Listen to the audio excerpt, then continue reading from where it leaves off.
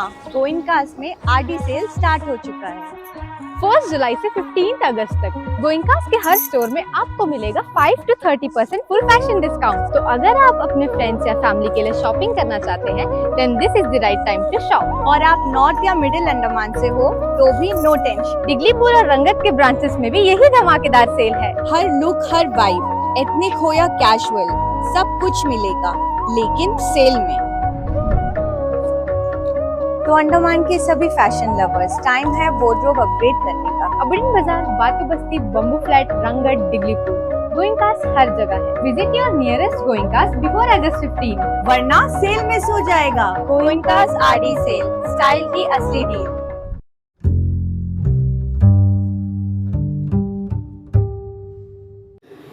बहुत लोगों को देख के बहुत खुशी हुआ, क्योंकि एक शॉर्ट नोटिस में हम लोग यहाँ पर बहुत लोगों को देखने को मिला। हम लोग यहाँ जुड़ने का मकसद ये है, हम लोग का एज रिलैक्सेशन को लेकर। तो अभी कुछ डिपार्टमेंट में एज तो 27 कर दिया, तो वो सब चीज़ को लेके हम लोग थोड़ा सब जगह अवेयर करने मन ताकि हम लोग को यूथ लोगों को ये मालूम होना है कि क्या हमारा साथ हो रहा है अंडमान में, हमारा जमीन खिसक रहा है। तो उसके लिए मैं हमारे स्टेज में विशाल भाई को यहाँ आमंत्रित करते हैं, और इस प्रोग्राम को आगे बढ़ाने से पहले एक दो बात मैं कहना चाहता हूँ। हम लोग यहाँ के कैदियों का बच्चा परंपरा है। यहाँ 1856 से लेके 1921-22 ये जो डेट है, ये इससे जो कैदी लोग को लेके आया उनका परंपरा है, और हम लोग इधर ही जीना है, इधर ही मरना है। और हमारा जनरेशन जो है, आने वाला जनरेशन को अंडमान में बहुत मुश्किल का सामना करना पड़ेगा। ये इससे पहले 100 जॉब का कुछ धरना हुआ था, उसका भी काम चलता है, वो अलग बात है। हमारा एक मुद्दा ये है एज रिलैक्सेशन, और उसके ऊपर में हमारा टीम जो है इसके ऊपर में दिन रात काम कर रहा है। तो हम लोग काम क्या कर रहा है, क्या बताना चाहता है, और हम लोग आगे क्या करने वाले हैं, हर जगह यूथ को हम लोग अवेयर करने वाले हैं। तो इसके बारे में ज़्यादा बताने के लिए हमारे विशाल भाई को यहाँ आमंत्रित करते हैं। देखिए कि हम यूथ की तरफ से ओके, तो आपको एक तरह का अवेयरनेस के चीज़ में, मतलब उस चीज़ को बोलने के लिए हम आए हैं। तो एक चीज़ है कि अभी आपको पता है कि हमारे यहाँ पर अंडमान में एज क्राइटेरिया को लेकर जो हुआ है, अब एज क्राइटेरिया हो गया है 27। ओके, तो यहाँ पर DHS एंड DC ऑफिस पे कुछ पोस्ट के ऊपर में आरा निकला था, मीन्स धीरे धीरे करके हो रहा है। तो हम सारे यूथ ने मिलकर ये डिसीजन लिया कि मतलब सभी ने मिलकर ऑब्जेक्शन लेटर वहाँ पर सबमिट किया। तो मेन क्या है कि जो 27 एज पर मीन्स पॉसिबिलिटी के हिसाब से बोल रहा है कि इनके फ्यूचर में जाकर अगर 27 एज हो गया, आ गया, तो बात की बात क्या हो सकता है, ऐसा ना पॉसिबिलिटी बताया है। ठीक है, हमें नहीं पता है कि इट्स पॉसिबल और नॉट, फिर भी 27 हमारा पहले जो एज का क्राइटेरिया था वो 33 for male and 38 is female. So अब ये है कि इनके फ्यूचर में अगर 27 हो गया तो क्या, आपको तो पता ही होगा कि हमारा अंडमान में अब यूथ को लेकर कैसा चल रहा है। ऑफ कोर्स अगर 27 एज होता है, हम पढ़ाई करते हैं, पहली बात है कि हमारा 12th कंप्लीट होता है तो मैक्सिमम 19, 18 या 19। ओके, ये चीज़ आप एग्री कर रहे हो कि नहीं? अभी तो ऐसे ही चल रहा है कि 19 और 18 के बीच में आपको 12th कंप्लीट करना है। आफ्टर दैट आपका ग्रेजुएशन कंप्लीट हो गया 20 to 23।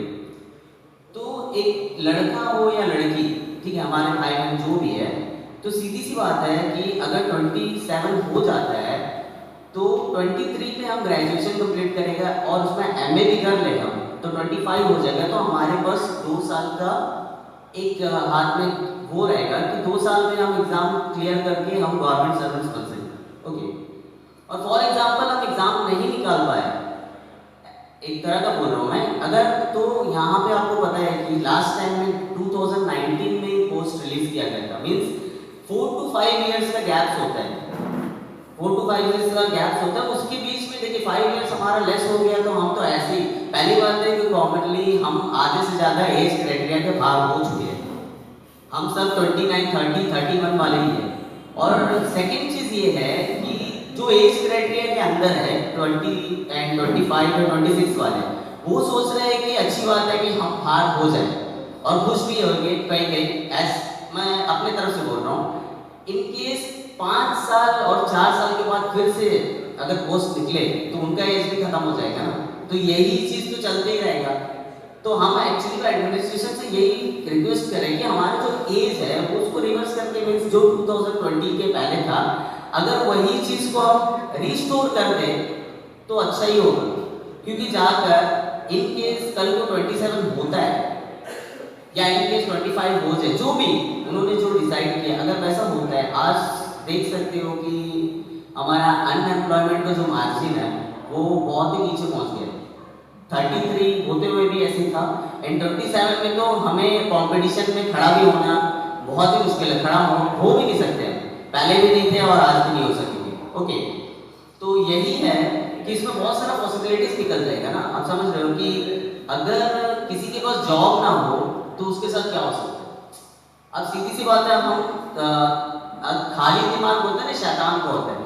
अब 27 कर दिया जाए तो हमारे पास जब एज ही नहीं है तो अभी अंडमान में ड्रग्स का जो मार्जिन है वो 10% होगा, मे बी, ठीक है, मेरा ऐसे ग्राफ बता रहा हूँ। कल को जाकर जब हम खाली बैठेंगे तो वो चीज़ 90 भी हो जाए, क्राइम रेट बढ़ेगा, ठीक है, ये सब आप एग्री कर रहा हूँ, मुझे पता है रियलिटी है। कल को जॉब नहीं मिलेगा तो हम फालतू का ही बैठेंगे, घर पे बैठेंगे, कुछ ना कुछ दिमाग में उल्टा सीधा ही चीज़ चलेगा, बहुत सारा पॉसिबिलिटी है। मतलब लाइक है ना, जो क्राइम रेट है वो अंडमान का बहुत ही ऊपर जा सकता है, ये हमारा यूथ का भी मानना है। और हमारी जो देखिए बहुत सारे यूथ्स है, उनका ये भी है कि ना, जो कम में शादी कर लेते हैं, घर का प्रेशराइज, लड़कियों के साथ ऐसे ही होता है।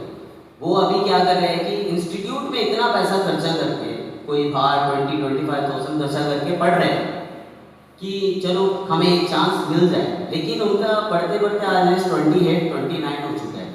वो क्या करें, उनके पास छोटे छोटे बच्चे हैं, वो घर पर छोड़ कर आते हैं, अपने मदर इन लॉ के पास छोड़ कर आते हैं, वो पढ़कर रेडी है कि कल एग्जाम निकले और हम फिलअप करें और हमें मिल जाएगा, उन्हें इतना कॉन्फिडेंस भी है। बट रिसेंटली ऐसा है कि 27 हो जाएगा तो इट्स नॉट पॉसिबल कि उनके, मतलब उनका जो ड्रीम है ना, वो ड्रीम ही रह जाएगा, उनका ही नहीं, हमारा सबका। आप सोच नहीं सकते हो कि किस टाइप का, मीन्स किस सिचुएशन फ्यूचर में कोई भी पॉसिबिलिटीज हो सकता है। सो दैट्स व्हाई हमने यही चीज़ के अवेयरनेस के लिए यहाँ पर आप सबको रिक्वेस्ट किया था कि प्लीज़ कैसे भी आइएगा। और थैंक यू सो मच कि हमारे सलाम सर का और इनके फेडरेशन वालों का कि उन्होंने ये जो मीटिंग कंडक्ट किया है। Good evening everyone. सो जैसा कि आपको पता है, धीरे धीरे करके कुछ पोस्ट में ऐसे एज रिलेटेड इश्यूज आ रहे हैं। फर्स्ट ऑफ ऑल, अंडमान के लोकल लोगों को इतना मतलब एक्सपोजर ही नहीं मिल रहा है, पहला बात तो प्रेफरेंस नहीं मिल रहा है। यहाँ पे बाहर के लोग पहले भी आ रहे हैं, अब भी आ रहे हैं, ऑनलाइन पोर्टल होने के बाद और ज़्यादा वो लोग आ रहे हैं पोस्ट फिलअप करने के लिए। तो इससे अंडमान में कंपटीशन ज़्यादा बढ़ रहा है कि नहीं बढ़ रहा है? आप लोगों को क्या लगता है? बाहर के लोग आ रहे हैं, यहाँ बिजनेस करने आ रहे हैं, यहाँ आ रहे हैं गवर्नमेंट जॉब्स लेने आ रहे हैं, यहाँ पढ़ने आ रहे हैं, यहाँ पॉपुलेशन बढ़ रहा है, रादर देन लोकल लोग, बाहर के लोगों का पॉपुलेशन यहाँ ज़्यादा बढ़ रहा है। ऐसे में आपको क्या लगता है फ्यूचर में आप अपना आपको कहाँ देखते हैं? आप जितने भी लोग बैठे हैं, कहीं ना कहीं आप लोग प्रिपेयर कर रहे होंगे, कोई ग्रुप बी, कोई ग्रुप सी, MTS, SSC वगैरह, कुछ ना कुछ का प्रिपरेट सब लोग कर रहे हैं ना? कर रहे हैं कि नहीं कर रहे? कर रहे हैं। कोई कोचिंग जा रहा है, कोई फ्री कोचिंग जा रहा है, पंचायत से भी आप लोग को शायद कोचिंग दिया जा रहा है, राइट? लेकिन इतना पढ़ के क्या फ़ायदा जब आप उस क्राइटेरिया में ही नहीं आ रहे? तो आपका पूरा मेहनत बेकार है। आप इतना साल से प्रिपेयर कर रहे हो, एक्सपीरियंस जमा कर रहे हो, कोई ओबीसी बनाने के लिए फिर रहा है, कोई पढ़ने के लिए दर दर यहाँ वहाँ कोचिंग, कंप्यूटर स्किल्स डेवलप कर रहे हैं, लेकिन अगर आप उस एज क्राइटेरिया में नहीं आ रहे तो फिर कोई फ़ायदा ही नहीं इतना मेहनत का। तो देखिए, ऐसा कुछ नहीं है कि मतलब हम लोग चाह रहे हैं कि अंडमान का टोटल पब्लिक इस चीज़ को अपोज करे, इसीलिए ये अवेयरनेस कैंप है। आपका खुद का लड़ाई है पर्सनल, एज जितना लड़का लोग हैं उन लोगों को खुद पता है कि पर्सनली कमाने और घर चलाने में कितना प्रॉब्लम्स आता है, और नहीं उन लोगों को जॉब हुआ तो भी उन लोग क्या इश्यूज फेस करेंगे ये भी उन लोगों को पता है। तो अगर फ्यूचर में आप लोग को जॉब नहीं होता है, आप लोग अपने आप को कहाँ देखते हो? अंडमान में आपके पास और कोई स्कोप है अदर देन गवर्नमेंट जॉब? कोई और प्लान है आपके पास? कोई प्राइवेट कंपनी, कोई जॉब, कोई ओन बिजनेस? इतना पैसा होना चाहिए कि आप इन्वेस्ट कर सको एक अच्छा खासा बिजनेस खोलने के लिए। इतना पैसा है ना इतना पैसा है ना गवर्नमेंट जॉब के लिए कोई प्रेफरेंस है, कुछ नहीं। हम लोग यहाँ के लोग हैं, हम लोग को यहीं रहना है, यहीं बसना है, यहीं मरना है। हम लोग यहीं से निकले और यहीं पे ख़त्म हो जाएंगे। तो हम लोग के लिए जो अपॉर्चुनिटीज़ गवर्नमेंट दिया है वो हम लोग को मिलना चाहिए ना, उसके लिए हम लोग को खुद लड़ना पड़ेगा। अगर हम लोग खुद नहीं बोलेंगे, हम लोग के लिए कोई और बोलने वाला है नहीं यहाँ पे। हम लोग जब तक उठ के खुद नहीं खड़े होंगे कोई और बोलने वाला है ही नहीं। तो ये ऐसा नहीं कि आप किसी के लिए लड़ रहे हो, आप खुद के लिए लड़ रहे हो। अगर आप आगे आते हो तो आप खुद के लिए आगे आ रहे हो, और बहुत अप्रिशिएटिंग होगा कि अभी के यूथ इस चीज़ को अपोज करके अपना फ्यूचर बेटर करेंगे। ठीक है, तो इसीलिए आप जितना हो सके कि अवेयरनेस बाकी लोगों तक पहुंचाएं और अपना राय रखें आगे कि इसमें क्या कर सकते हैं। ये ग्रुप सी के बारे में नहीं है, आज से 2 साल पहले की मैं बात कर रहा हूँ। ग्रुप बी में जो टीचर्स, हमारे जो बहुत सारे बहन लोग हैं जो टीचर्स हैं, उनका 32 से 30 पहले वहाँ पर उनका इफेक्ट वहाँ पर हुआ। मैं लिटरली बोल रहा हूँ कि मैंने खुद कुछ टीचरों से बात किया, ठीक है, तो आप सभी ने देखा होगा कि उनका न्यूज़ आया था, वो उन्होंने धरना तक किया, प्रोटेस्ट भी किया, तो यहाँ तक कि रिक्वेस्ट भी किया। हमारे जैसे निकोबार टाइम्स वालों को भी पता होगा आई थिंक कि उन्होंने हाथ जोड़कर हमारे बहन, हमारे आपाओं ने रिक्वेस्ट किया था कि प्लीज़ हमसे जुड़िए, हमारा मदद करिए। तो वहाँ पर हो नहीं पाया, क्योंकि मैंने खुद देखा, यूट्यूब तो देख रहे थे, हम सुबह उठते हैं देखते हैं, अरे यार हमें क्या लेना देना, ये तो टीचर्स का मामला है। ओके, हमने ऐसे इग्नोर किया। इग्नोर करने के बाद क्या हुआ, ग्रुप बी में इफेक्ट होने के बाद में हमने उनका दर्द कभी समझा नहीं। सही, मैंने सही कहा ना, उनका दर्द हम कभी समझ नहीं पाए। तो आज ग्रुप सी में जब हमारे साथ हो रहा है तो आज हमें दर्द हो रहा है, तो अब लग रहा है कि दर्द दर्द है। मैंने लिटरली एक टीचर से बात किया कि मैम आपके साथ जब ऐसा हुआ था तो कोई खड़ा नहीं था, आज हमारे साथ है, तो क्या आप यूथ का साथ दोगे ग्रुप सी वालों? तो उनका लिटरली एक जवाब था, बहुत मतलब बहुत चुभा है वो चीज़। तो वो कह रहे थे कि आपने हमारा 2 साल पहले यूट्यूब देखा? तो मैंने बोला कि हाँ, आपका वीडियो देखा हमने। तो आप मज़ा ले रहे थे होंगे? हमने मज़ा ही लिया, एक तरह का मज़ा है, ठीक है। हमने इग्नोर किया, उन्होंने रिक्वेस्ट किया, तो हम उनका सपोर्ट नहीं कर पाए कहीं ना कहीं। तो वो कह रहे हैं कि हमारा दिल इतना बड़ा है कि हमें कल को जाकर हमें ये चीज़ का रिजल्ट मिले ना मिले, ठीक है, लेकिन फिर भी वो हमारे साथ खड़े रहेंगे। इतना बड़ा दिल है उनका, ठीक है, मानना पड़ेगा इतना बड़ा दिल है। लेकिन हमने वहाँ पर अगर उनका शायद मदद किया होता तो शायद हमारे साथ ग्रुप सी में भी ये चीज़ नहीं होता।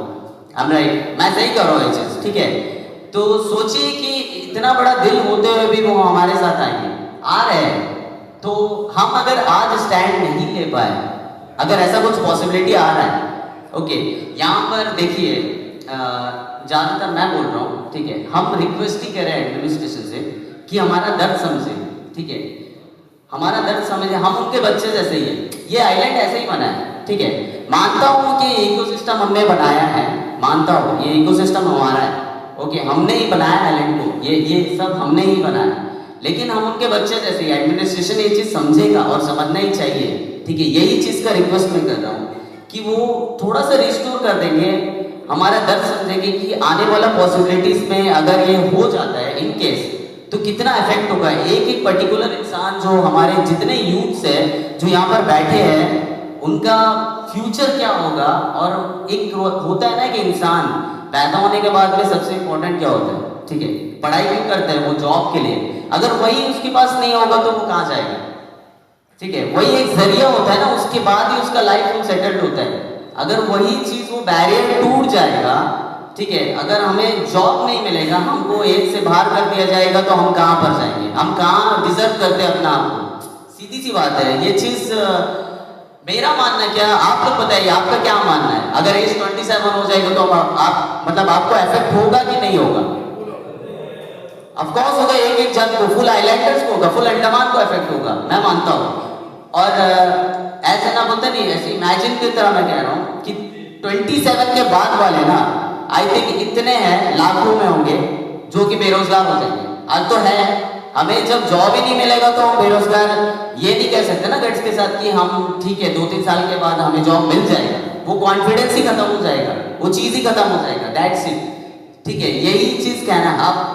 अब ये टाइम है ना कि एक दूसरे का कंधे से कंधा मिलाकर हमें थोड़ा सा, ठीक है, एक दूसरे को समझना पड़ेगा। वो सारा बैरियर छोड़कर कि एडमिनिस्ट्रेशन से रिक्वेस्ट करना पड़ेगा कि सर हमें भी समझिए, हम इंसान ही, आपके बच्चे जैसे ही है, प्लीज उस चीज को आप थोड़ा हमारे तरफ, हमारे लेवल पे अगर सोचिए कि अगर आप ये चीज कर दोगे तो क्या हो सकता है, क्या पॉसिबिलिटी, क्या आउटकम्स आ सकते हैं।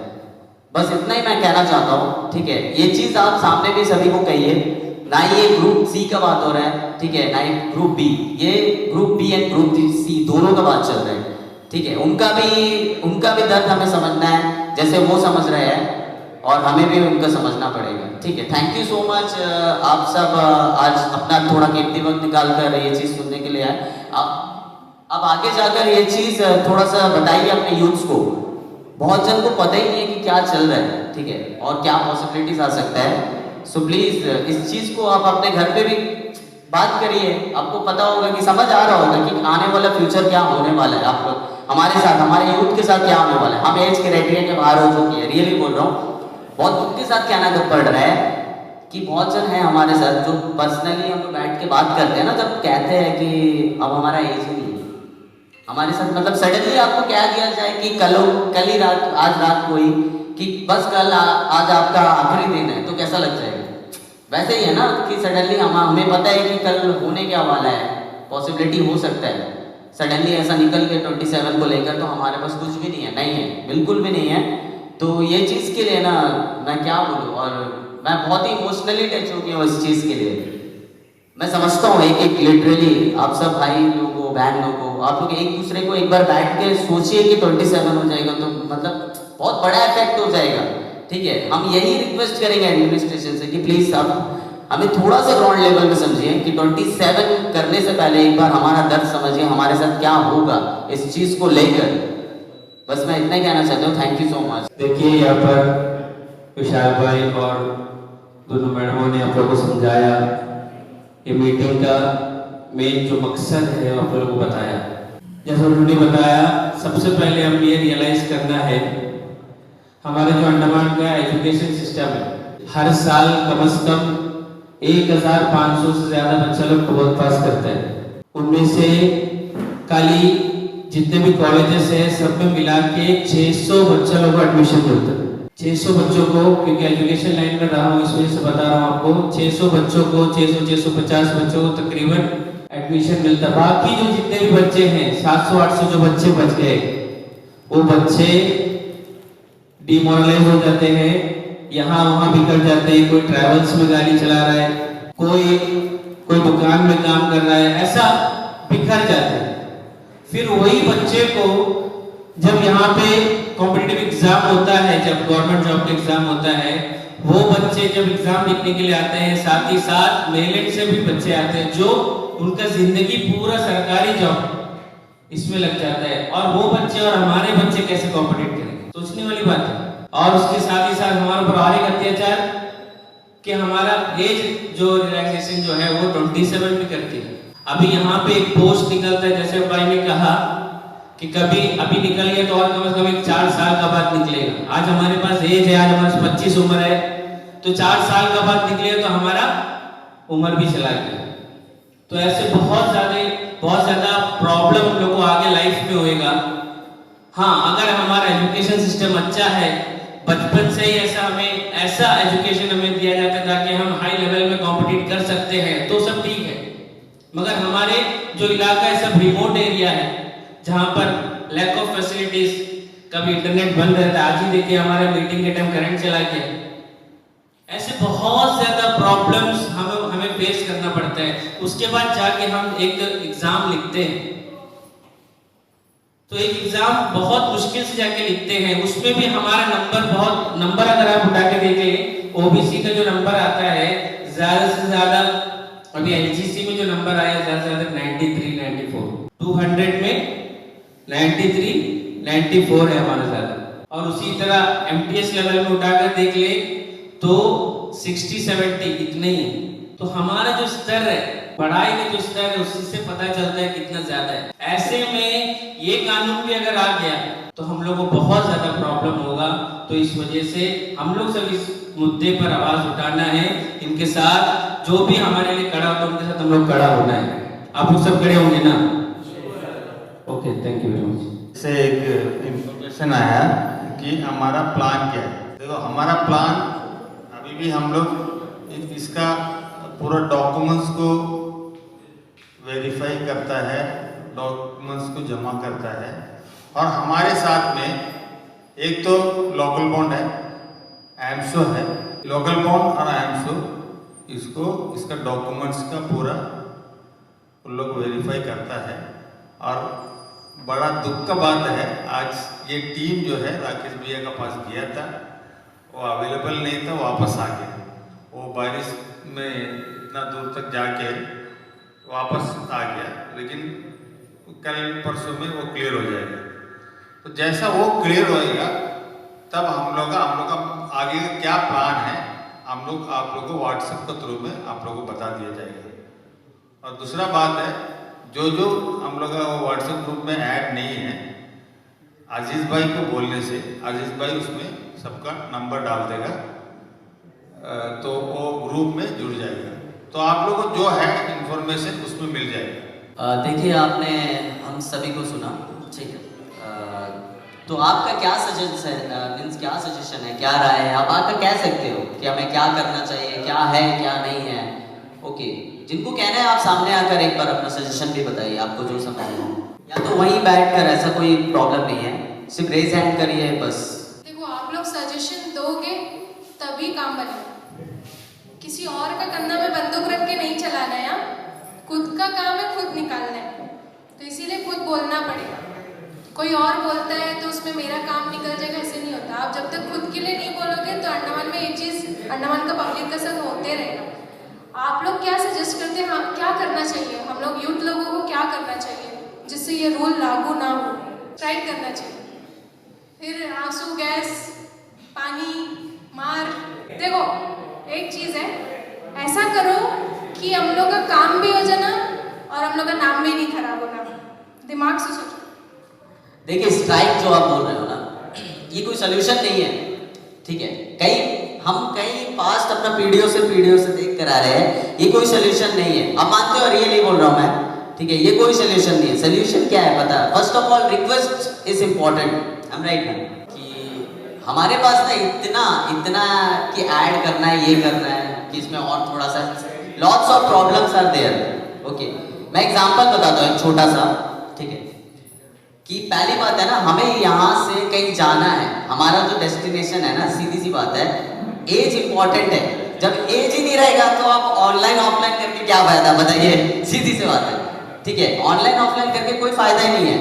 एज हमें आप समझिए ये चीज कि आप एक स्टेशन में खड़े हो, एक ट्रेन है, वो एज है, ठीक है। आप पहले ट्रेन पकड़िए ना, अगर उसके बाद कंपार्टमेंट और सीट तो अंदर भी चेंज कर सकते हैं, ठीक है। तो आप पहले, अगर ट्रेन मिस हो जाएगा तो उसके बाद फायदा नहीं है। और लाइफ का ऐसा है ना, ये एक बार मिस हो गया तो उसके बाद हम नहीं पकड़ पाएंगे। उसके बाद हाँ, शायद एज पॉसिबिलिटी बोल रहा हूं मैं, हम जो कर रहे हैं, ठीक है, रास्ता लंबा भी हो सकता है। एक बार अगर हमें कर दिए, हमें रिजल्ट मिले या ना मिले, हमारा जो आने वाला जनरेशन को मिल सकता है, इससे बड़ा खुशी क्या होगा?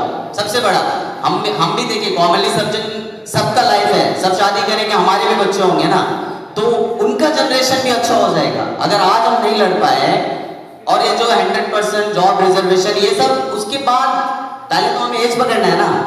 अगर एज नहीं पकड़ पाए आज, उसके बाद हम उस 100% जॉब रिजर्वेशन ये वो बहुत सारे इतना बंचेस पड़े, इतना पेपर का बंचेस है, ये ऐड कर लो वो ऐड कर लो, वो सब तो बात की बात है। एज पकड़ना इंपॉर्टेंट है यही, ठीक है। आप ये समझिए कि हमारा मुद्दा पहला एज है, okay. Group B and group C दोनों के लिए हमदर्दी है, ठीक है। ये नहीं कि हम ग्रुप सी वाले हैं, ग्रुप बी वालों को छोड़ देना है, ऐसा सब कुछ भी नहीं है। रियली मैं बोल रहा हूँ भाई कि हमारा मुद्दा पहला ये है कि age, after that group B and group सी।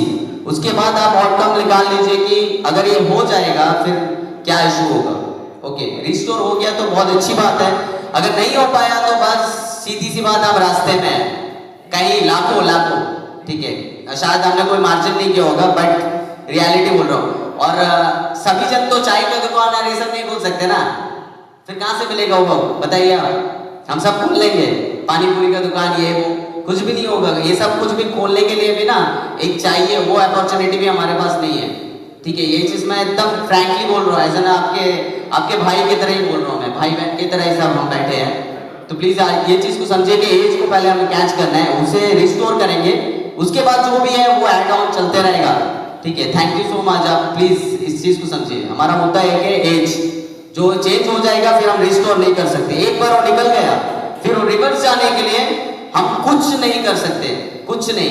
शायद खुदा भी आकर उस चीज को रिवर्स नहीं कर सकेगा, मैं रियली बोल रहा हूँ। तो प्लीज इस चीज को समझिए। थैंक यू, धन्यवाद।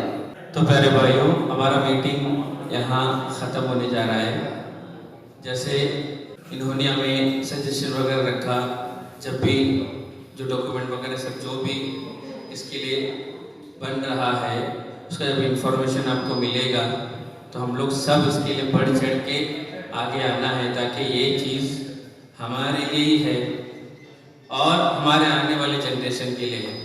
तो इसको समझना है, सीरियसली लेना है। और इनका जो ग्रुप है व्हाट्सएप, उसमें अजीज़ भाई से कांटेक्ट करके सब लोग उसमें जुड़ना है, उसका लिंक वगैरह सब भेज दिया जाएगा। तो मेरी जिम्मेदारी ये है कि ये प्रोग्राम यहाँ पर ख़त्म करने का।